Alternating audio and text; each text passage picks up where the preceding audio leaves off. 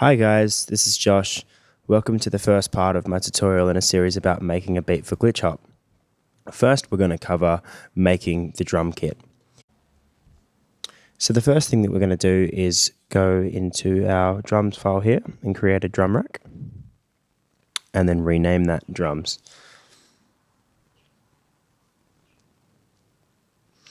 And then after that, I'll leave that one till later. Just press Command T to create a new audio track and color that one red, and we'll rename it resampling. And we just go down to the inputs and set that one to resampling so we can use that to create recordings later. And we press tab to switch over into our arrangement view.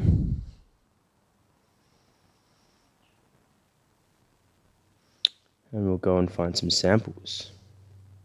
So download any sample pack. I'm just going to go through a couple which I like and have a listen to them. Okay, kind of like these F ones. Yeah, I like those two. Sweet. So we'll drag them in. Oh.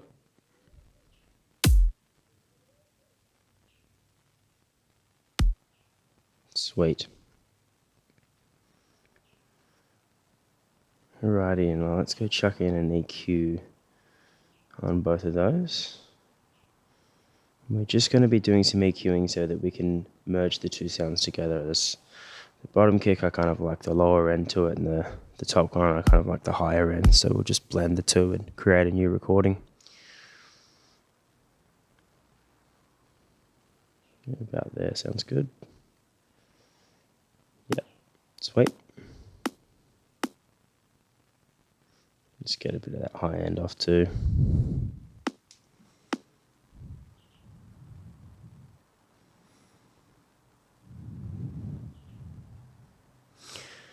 Sweet as in maybe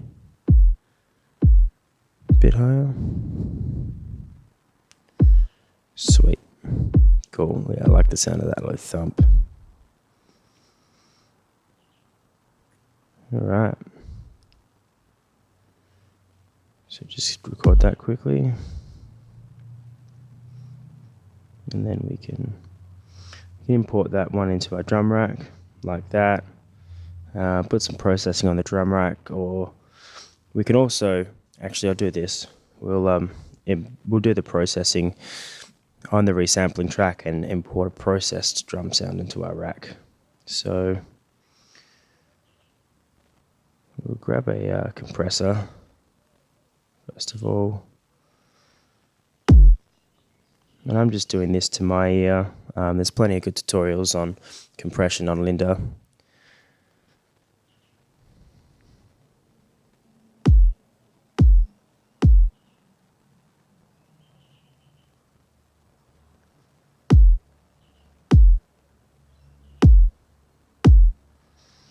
Just that release out for a bit of a boom.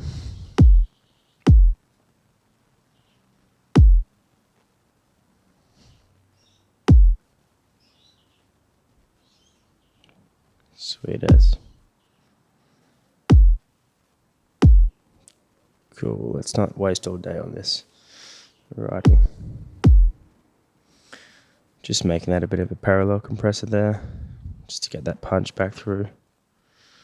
I'll chuck on some of Neutron's stuff. Really love this stuff. The transient designer is awesome. Might throw an exciter on after as well. So you've got this multi-band thing here. Definitely recommend investing in a transient designer. So just a bit more sustain, just to get a bit of a boom out of that lower end, and then I'll probably get a punch in the mid end by bringing up the attack. Just bring down that output there to stop it clipping.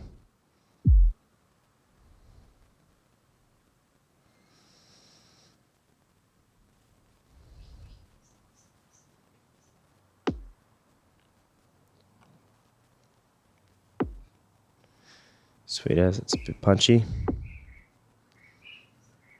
And then just make it a bit tighter as well. I kind of like the effect of the mids and the highs being very tight and the low end being a bit of a woof. Oh, that sounds kind of cool too. Sounds a bit like we got a hat on there. Maybe I'll keep it like that. So you can muck around with this and just keep messing around until you find something that sounds nice. It's not about sounding right, it's just about sounding cool. So it's excited, we'll just add a little bit of noise or distortion. You can keep it subtle or you can make it go crazy. I'm just going to do some kind of subtle stuff just to bring some character out in this kick. Again, you can do this with almost anything, but I just really love Neutron stuff at the moment. I really love their multi-band approach to everything. So I kind of like these warm and tube kind of sounds on lower frequencies, and then higher frequencies, find chucking a tape on there works really well.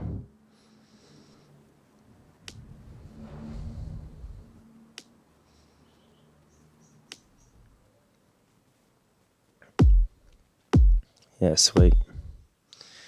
So you can just hear the difference is pretty subtle, but it does make a difference. Alrighty. So just duplicate that one, record the lower one.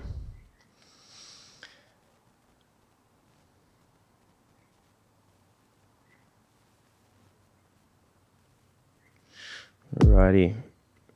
We got a pretty compressed kick there. I could re-record that, but I could also just chuck the volume up on the sample in the drum pad, so we'll just leave it like that for now. Always rename everything, keep it neat. And let's just get that volume up.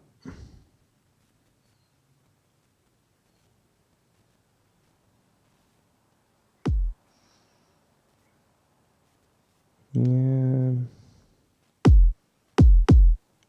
Maybe bring it down a little bit more. Alright, that's alright. Sweet. So we delete all them.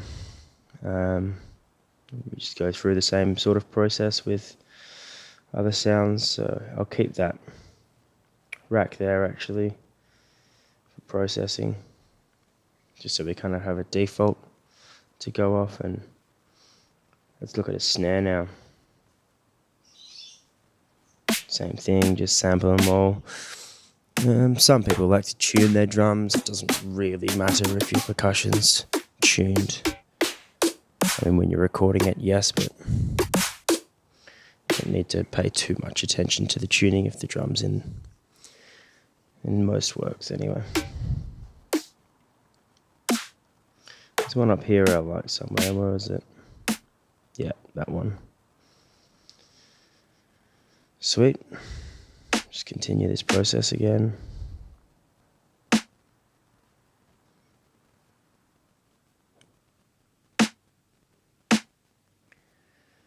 Sweet, and I'm just going to try and bring up the low end a little bit just to compensate for the fact that we took away the kind of sub frequencies, which you don't really need. Yeah, so kind of like that. And that'll be the low end of the snare, and then we'll go and take the high end of this one.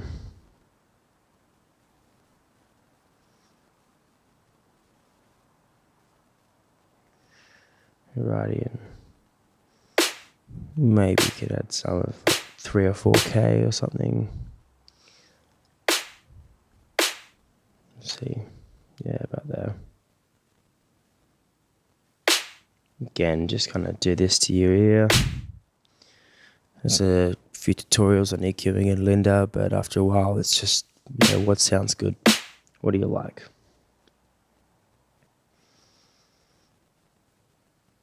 Sweet. So print that one off and process again.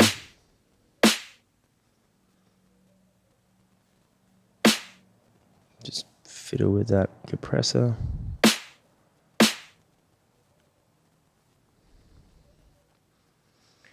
Again, I'm only just doing a rough job here because I'm a bit conscious about dragging on, but It's nice to try and make these things punch through, especially if you're doing electronic music and you get a lot of loud sounds going on.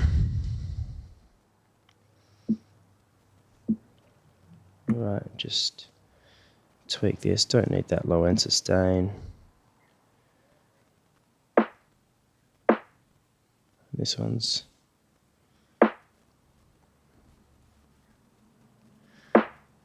pretty punchy. Let's see, I might pull it back later. Quite often I do make things too punchy at the beginning, and after a while just pull it back.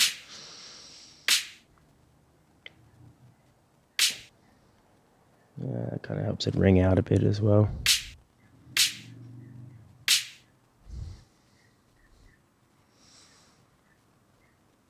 Sweet as, and that's a bit weird.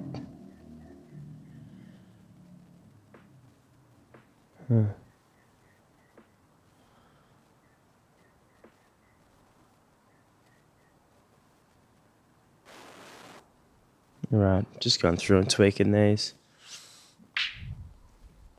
Again, you're just doing all of this off the ear.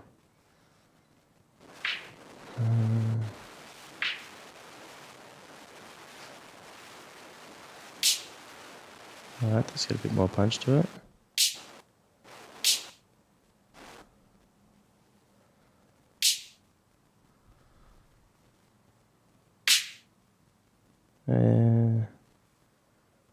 I thought something wasn't right. I had that soloed. Alright, we'll just leave it at that to save time, but yeah, it sounds fun. Cool. So we just print that one out.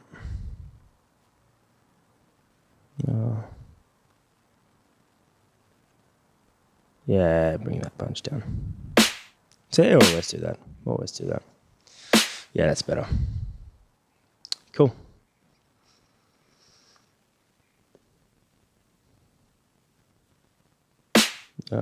Helps if you're recording. Sweet as. Just bring that down and take that snare sample back into the drum pad. Alrighty, so you can process things as much as you want. Just pull in a hat now and do not a lot to it. Probably taking up too much time already.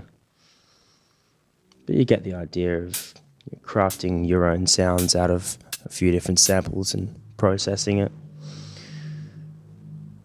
We'll just put like an EQ on this or something.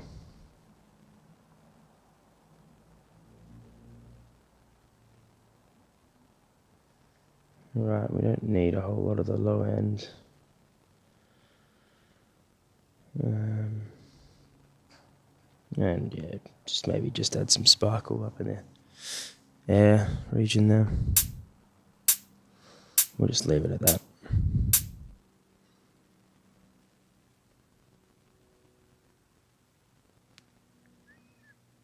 Sweet, just drag that into processing. May as well actually, you do process these a bit differently in a transient designer, so I'll just show what I like to do. Don't really need that low end there.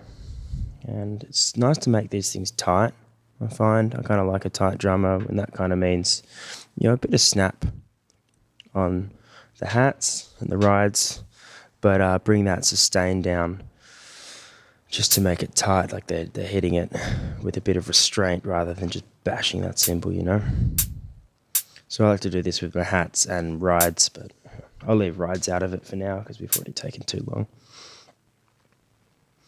Sweet as. Same thing, we probably don't need 3 bands on this kind of a sound. Sweet. Alrighty, good enough for this example.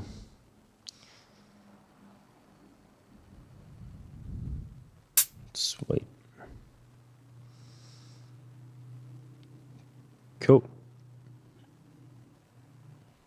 Now you can go and add a whole bunch more, but I'll just leave it at the kick snare and the hat on this kit for now. We'll move on.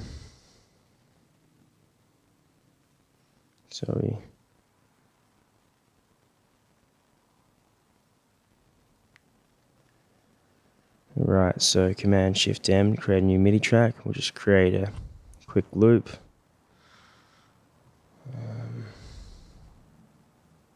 Just duplicate that out. Command D to duplicate. Sweet. Just program in a quick beat. Find it's nice to have your kicks and your snares going on the grid. And we'll get into groove in the next video. Maybe something like this. Pretty typical sort of glitch hop beat. You can also switch the grid into 16ths and go into draw mode if you want to program some hats really quickly. And I'll bring all of them down. I'm not going to make these realistic because I'm actually going to end up taking them away, but they just serve as a good starting point when you're creating a beat. Sweet. So we can go on, and probably should have put some reverb on this hat. I might even just put some processing on these hats. And this is the other way you can do it. You know, bring an unprocessed sample into your drum pack and then create a chain of processing. Just find that it's a lot better on your CPU to print out some audio, commit it, and get rid of all the plugins that you're using, especially if you're using external plugins with Ableton. It starts to struggle after a while. Sweet. So this probably isn't the best way to do this, but for example's sake, I'll just put it all in here.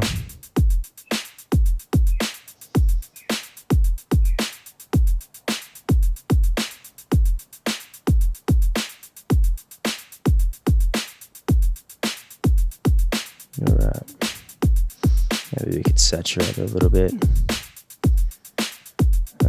Just pick one of these presets, a bit warmer maybe. And saturator and the whole drum kit, kind of that, and a compressor. We'll chuck that one on. Kind of glues it all together.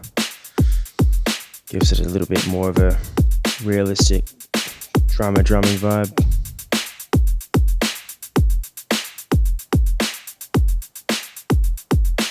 As I said, these hats aren't too realistic, but we're going to fix that later. It's for another video. Right, so you don't want the compressor working too hard.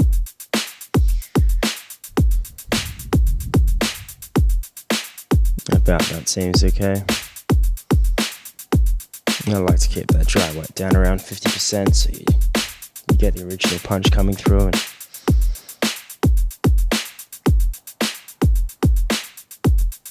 alright, so that's how you make a drum kit. Okay, thanks for watching. That concludes how to create your drum kit. I'll put another video up following this about how to create a groove, and then we'll look at adding breaks after that. Cheers.